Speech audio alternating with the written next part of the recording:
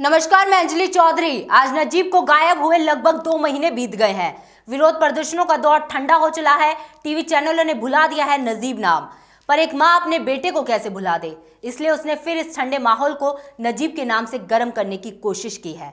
माँ फातिमा नफीस ने नजीब की वापसी की मांग करते हुए एक विरोध प्रदर्शन मार्च का नेतृत्व किया। इस मार्च में AIMIM के अध्यक्ष असुद्दीन ओवैसी और बदायूं के सांसद धर्मेंद्र यादव भी मौजूद रहे। JNU के छात्र नजीब को लापता हुए 2 महीने हो चुके हैं। पुलिस प्रशासन अभी इस ओर कोई ध्यान नहीं दे रहा है, इसलिए उनकी मां लगातार सरकार से भी मांग करती रही है और पुलिस से भी मांग करती रही है जल्दी से जल्द उनके बेटे को लाया जाए। इसी को लेकर आज मंडी हाउस से जंतर मंदिर की ओर प्रोटेस्ट मार्च निकाला जा रहा है, जिसमें सपा के सांसद धर्मेंद्र यादव और AIMIM के जो अध्यक्ष है असुद्दीन ओवैसी शामिल हुए और इन्होंने सीधे सरकार पर और दिल्ली पुलिस पर सवाल उठाए, उनकी कार्रवाई पर सवाल उठाए और कहा जल्द से जल्द उन्हें वापस लाया जाए। इस मार्च में आप देख सकते हैं काफी सारी संख्या में लोग मौजूद हैं और मैं कैमरामैन से मुझे देखा है किस तरह से काफी सारे लोग हैं और लगातार दिल्ली पुलिस के हाय हाय के नारे लगा रहे हैं, दिल्ली पुलिस के मुर्दाबाद के नारे लगाए जा रहे हैं और नजीब को वापस लाने की मांग की जा रही है।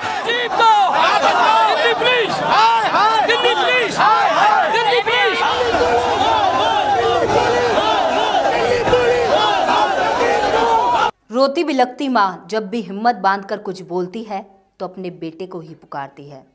2 महीने बीत गए, चर्चाएं हुई, विरोध प्रदर्शन निकाले गए, आश्वासन दिए गए, पर देश की पुलिस और सरकार के पास इतना सामर्थ्य कहाँ कि वो लापता बेटे को तलाश कर इस माँ की झोली में डाल सके। 2 महीने हो गए इंतजार करते करते, कोई पता नहीं कहाँ है नजीब, किस हाल में है, किसके पास है, कोई क्यों कुछ अब तक नहीं कर रहा है, पुलिस ने सही से काम क्यों नहीं किया। 2 महीने हो गए, कहाँ है मेरा नजीब। एक बड़ा आदमी का बच्चा खोया तब तक 2 घंटे मिला, मेरे बच्चे का कोई पता नहीं। 2 महीने हो गए, मेरे नजीब को ढूंढ के ला दो, बार बार मैं यही रिक्वेस्ट करती हूँ सबसे। आप देख रहे हैं नजीब की माता का कहना है कि जो नजीब है बस बसों वापस ला दो, 2 महीने हो गए कहीं भी आता पता नहीं है, नजीब को जल्द से जल्द वापस लाया जाए, यही मांग की जा रही है। सारी दुनिया जानती है कि नजीब पर हमला हुआ था और हमला करने वाले ABVP के स्टूडेंट यूनियन के लीडर्स थे और अभी तक दिल्ली पुलिस और मोदी सरकार ने नजीब कहाँ है, किस जगह पर है, उसको लाने में नाकाम साबित हुई है। और इससे साफ जाहिर होता है कि मोदी सरकार अपने उन खातियों को बचाने के लिए नजीब की तहकीकात को सही तरीके से नहीं कर रही है। मैं शुक्रगुजार हूँ आप तमाम का कि आप लोग यहाँ पर आए और एक जमहूरी तरीके से हम अपने एहतजाज को रजिस्टर करवाया और हमारी ये लड़ाई नजीब के लिए जारी रहेगी। ये एक पहला एहतजाज है, ये आखिरी नहीं होगा इंशाअल्लाह ताला। हम हुकूमत से इस बात का मुतालबा करते हैं कि एक ज़ईफ़ माँ जो अपने बेटे के लिए तड़प रही है 2 महीने से, हुकूमत को चाहिए कि फ़ौरन नजीब की तहक़ीक़ात सही करें। वो जो ABVP के स्टूडेंट हैं उनको अरेस्ट करें और उनकी पुलिस कस्टडी हासिल करके सही तफ्तीश उनकी होगी तो नजीब का पूरा अता पता मिलेगा। मैं फिर से आप तमाम का शुक्रिया अदा करता हूं कि हम तमाम लोग यहाँ पर जमा हुए। रहे हैं, दिल्ली पुलिस से गुहार कर रहे हैं। मैं भी गया था, माननीय लेफ्टिनेंट गवर्नर साहब से भी मिला था, देश के गृह मंत्री जी से भी मिला था, उनके परिवार को, उनकी माँ और सबको लेके मिला था। उन्होंने आश्वासन दिया था कि बहुत जल्दी ही सफलता मिलेगी और नजीब सकुशल वापस लौटेंगे।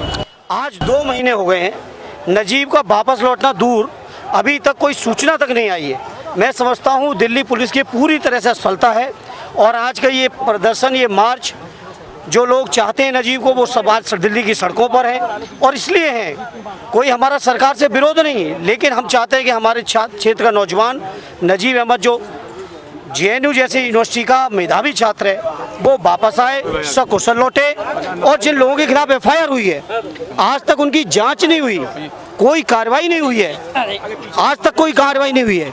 इसलिए हमारी पूरी मांग है और सबकी मैं सोचता हूँ मांग है। सिर्फ नजीब ही नहीं, ऐसे कई मासूम मुस्लिम युवा हैं जो भारत की धर्मनिरपेक्षता पर सवाल उठाते हैं।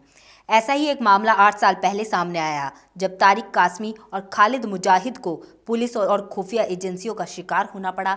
हालांकि मायावती ने इन बेकसूर मुस्लिम नौजवानों को इंसाफ दिलाने के लिए निमेश कमेटी का गठन किया और इस निमेश कमेटी ने इन बेगुनाह मुस्लिम नौजवानों के हक में रिपोर्ट भी पेश की। इस रिपोर्ट में साफ तौर पर कहा गया तारिक और खालिद की गिरफ्तारी फर्जी है और दोषी पुलिस और खुफिया अधिकारियों पर सख्त कार्रवाई की जाए। पर एक लंबा चौड़ा हजूम इनके साथ, इनके सपोर्ट में खड़ा तो हो जाता है, पर इंसाफ के नाम पर हाथ खाली रह जाते हैं। तो नाम बदल गया पर इतिहास बार बार दोहराया जाता है। तारिक कासमी हो या खालिद मुजाहिद या फिर नजीब या कल कोई और, ऐसे कई मामले भारतीय जमीन को दागदार करते रहते हैं और उसकी धर्मनिरपेक्षता पर प्रश्न चिन्ह लगाते हैं। धन्यवाद।